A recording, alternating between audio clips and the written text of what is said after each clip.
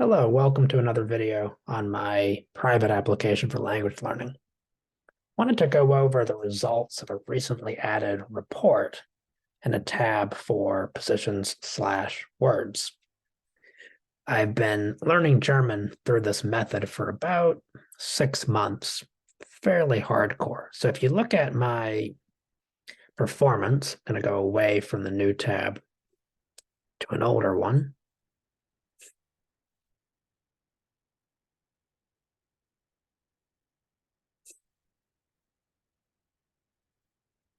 I think the video is skipping around a bit.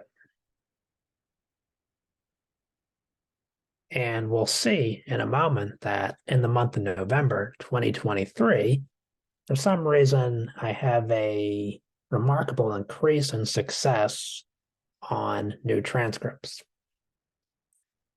But still waiting for the computation of performance to load. What I expect to see anyway is that in October, my success rate on new transcripts was about 30%, but in this month, November, it's close to 40%. In fact, right now it's exactly 40%. And if you see earlier, so let's just start with November 2023, overall success 67%, which is pretty good considering that spelling in German is somewhat hard. Success on any new file is 50%, which is pretty good, again, considering issues with spelling. However, if the transcript is entirely new, it's a completely new sentence, then the success rate is only 40%. I'm still coming along, but it's a remarkable increase from October, which was 31%, and September, which was 28%. What's the difference between the success new statistic and this success new transcript column? Success new includes any file that's new to you. However, two different speakers from different regions, different accents, they might say the same sentence in the German. So it might be Wie geht es dir, said by someone from Berlin, and it might be Wie geht es dir, said by someone from somewhere else. So even if you haven't heard that speaker or that file before, it's not actually a new transcript. So a more hardcore statistic is how well are you doing on your, let's say, test set, to invoke a term from machine learning, when you're being tested on not only new files, but new files that have sentences said to you that in the course of this game, at least, you never heard before. So that's what the 40% is all about. You also see that the average Levenstein distance overall is 1.6 characters off from the correct transcript. And there's a decrease in average Levenstein distance on just new files. I'm not considering new transcript in this case. So I'm about 3.6 characters off when I'm trying to transcribe files that are new to me. And this is a decrease, which is what we want from October, which I was still about 5.1 characters off. September 5.8, August, oh my God, 7, 6 in July. So it bounced around, but it's pretty bad. It's very beginner. And so I'm at a kind of beginner, maybe low intermediate level, and I'm not doing exercise that I can succeed at a high rate. I'm not going to get an A in the course or 90% success rate. Prefer to do things at which I'm mostly failing, say like 35%, 59%, but over the long term, I'm going to get to the destination faster. So, and we're not showing any, well, maybe if you are curious, I have other videos showing how this application works in action. We're playing a Pomodoro session of 25 minutes. That's another matter. So is it clear enough yet, if you've lasted longer than 13 seconds watching this video, what performance is all about? And that these two columns here, success new and success new transcript, these are really our KPIs.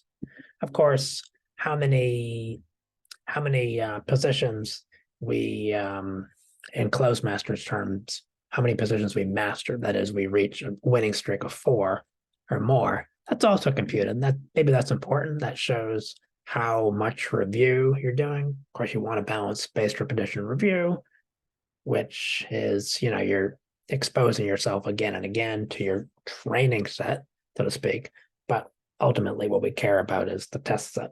I think, however, your performance on the test set in the next month is going to also be a function of, how intense your review is, how well you're paying your debts. Now, I'm just going to go to positions first. The new tab isn't accessible just yet from the performance tab. And yeah, you see I have 5,800 positions. That is audio files out of the total that I've experienced, that I, that I don't know, own, have in play, however you want to describe it in English. And these comprise about 4,600 really unique transcripts, hence the column unitrans, unique transcripts. So I still have overall 8,400 unknown. And this data set is based on Common Voice, only version 1. And it's actually a subset of that, because many speakers, maybe about 80 speakers, repeat the same exact sentence. So you don't really need to hear the same sentence 80 times said by 80 different speakers, which would mean you'd have to listen to hundreds of thousands of files. Probably not going to do that in your lifetime. There's so much data out there for the German language. Now for the words tab, New Frontier.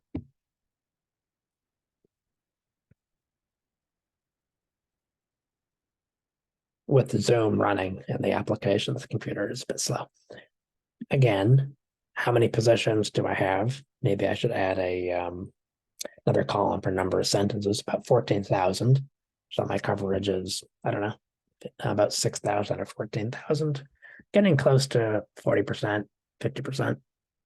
So here's the statistic that is interesting now. So this correlates with the improved performance in November this year, 2023, with that almost 10% jump in success rate on just unrelated transcripts, not to mention, new files, which may include old transcripts. So it's about 9,800. That number is close to 10,000. So if we research a little bit, talk about Zipf's law as it applies to language learning, we see some opinions, and maybe they're I don't mean opinion to to put down the idea. These are commonplace notions. How do you make them work for you? I'm not sure exactly, but Evan de Milner, who I regard as an authority in this space of language learning, talks about this. Anyway, yeah, you need to have or know at least 10,000 words to be a fluent speaker. And the statistics for being a native speaker or simulating a native speaker, says 10,000 native speakers of any language hold anywhere from 10,000 to 30,000 words in their repertoire, depending on their education level, the ability to live a comfortable life with their with their language skills. And this is just a website called Accordion. I just found it doing a Google search. Maybe your friend ChatGPT could give you a summary of these websites. Now, so skilled 4,000 to 10,000. And a question, something I'm not too clear about. How do these levels, with these named levels, how do these match up with the European Common Reference Framework? In whatever order, it's that 4-letter term. How do these buckets, or how do these levels match up with A1 through C2? Be curious in other frameworks. So 10,000. Now, am I fluent in German? No, not at all. All I do are these listening exercises. I rarely, if ever, speak. I could probably read fairly okay, even though I'm not focusing on that right now. I've read books in the past, of course, straining and depending heavily on the eye-brain nexus, rather than having a sense of the music or the sound. of a language, which I'm trying to develop now. And that's it. Be done. Oh, no, I forgot. So as part of this words tab, you can see the increasing. So new words in November.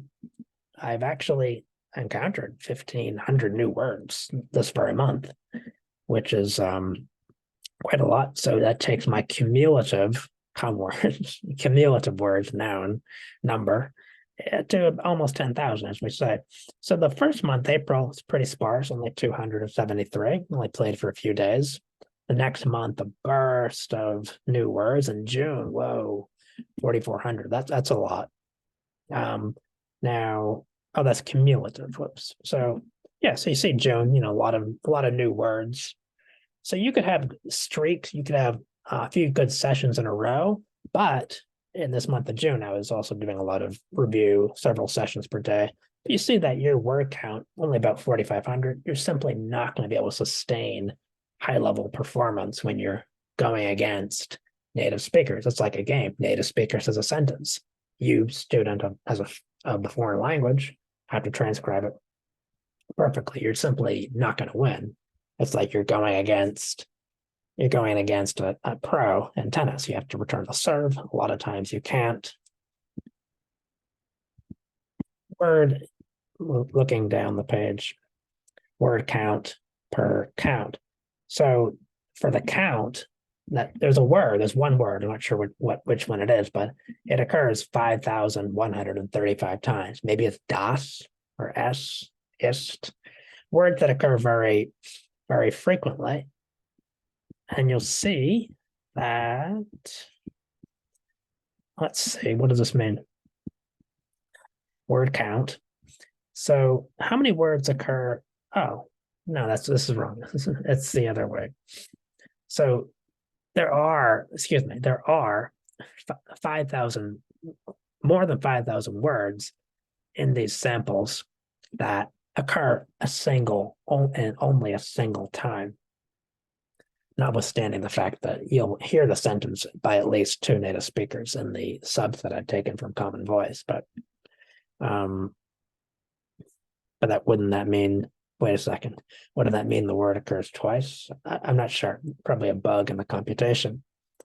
But yeah, for the bucket occurs twice. I have 2,400 words.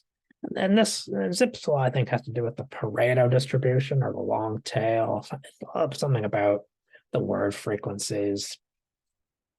If you're even watching this, maybe you could help out with a comment down below, because I struggle to speak logically when I speak at all. I don't have notes prepared for this. But you'll see for the word count, yeah, about 1,300. Only one word occurs that frequently. It's probably das. Can I take a guess?